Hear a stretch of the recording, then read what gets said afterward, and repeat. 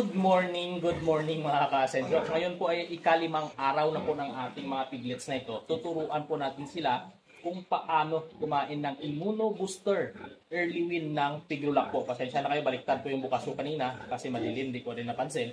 Ayan po, ito po ang early win immuno-booster ng Pigrulac. Ito po, tinunaw ko na po ito sa maligamgam na tubig kanina at ipupunat po natin dito sa dede ng kanilang nanay.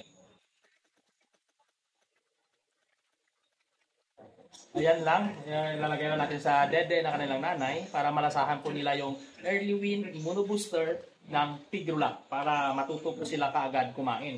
May mga nagme-message sa akin na 30 days na daw yung piglets nila, hindi pa marunong kumain. Sa amin po, pagdating ng 10 days, kumakain na po ito. I-update ko po kayo day by day kapag hindi po ako busy dahil lalo-lalo na ngayon, may lakad po ako, pero siningit ko lang po ang paggawa ng video na ito.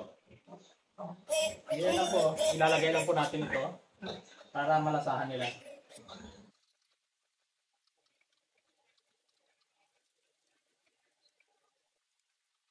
Sa magtatanong kung tuwing kailan natin gagawin ang pagpupunas o pagpapahid ng early win immuno-booster sa dede ng kanilang nanay, tuwing dumede po. Pag once natsambahan ninyo na dumidede, bigyan po ninyo. Pero para mas madali, tuwing tapos kain ng kanilang nanay, doon po kayo maglagay kasi sigurado na pagkatapos niya kumain ay magpapadede ito sa kanyang mga piglets.